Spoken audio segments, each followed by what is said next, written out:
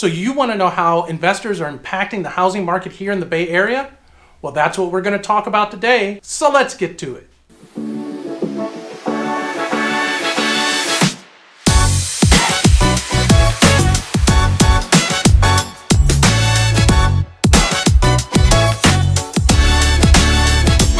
Welcome to the Living in Oakland, California channel. I'm Rich Fleming, your local realtor, and I'm here to teach you everything you need to know about living, working, playing, sleeping, eating, whatever, in Oakland and the rest of the San Francisco East Bay. I get a ton of people who reach out to me with questions about what it's like to live here, how to transition here, what they need to know before they get here.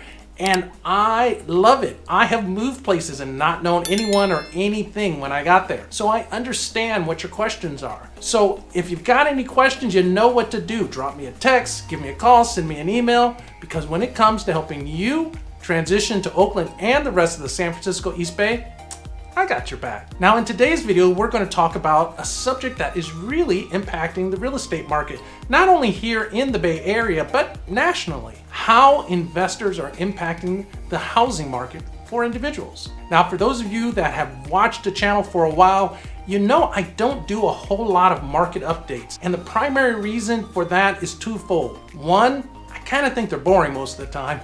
And two, they're only useful for a short period of time, for maybe 2 or 3 weeks, maybe a month. So depending on when you catch the video, it may be completely irrelevant. So a couple of things have popped up in the news this week that were interesting and very relevant to what's going on in the Bay Area housing market and the overall national housing market, and explains a lot of the price pressures that have been going on. So the first item that popped up in the news that kind of caught my attention was the latest California Association of Realtors Affordability Index study. And this was for the third quarter of 2021, and the numbers just kind of caught me a little bit by surprise. I kind of knew it, but just seeing it just kind of blew me away. So the first thing that caught my attention was the relative affordability of homes for people in California. As it stands right now, only about 1 in 4 households can afford to buy the median price home in California. And in the Bay Area, that number may be even a little bit less. So the median price home in California, and just remember, median means half the homes sold for more than this,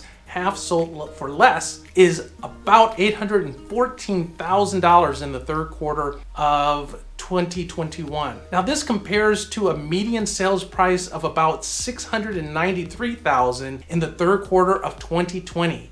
That's over a $100,000 median price increase in a year.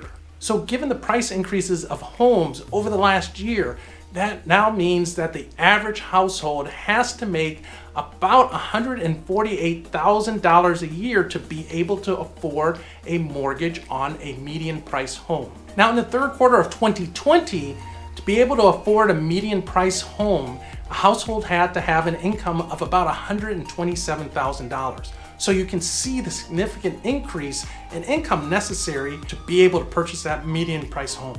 Now, what are some of the driving factors of this increase in the price of housing in the Bay Area? Well, there are a number of factors, and probably the number one driving factor in the Bay Area is just a chronic shortage of housing. But there is another significant factor that you have to consider. And this was brought up in a recent Redfin real estate study that just came out. Investors are playing an increasing role in the purchase of single-family homes. So now you're not only competing against other households trying to buy a home, but you're competing against individual investors and corporate investors for those same single-family homes. Now, according to this study, in the third quarter of 2021, investors bought almost 1 out of every 5 single-family homes sold, and they accounted for about 36% of all entry-level home purchases. So this really makes it more challenging for people to get into the housing market. Now, let me give you some examples about how this is impacting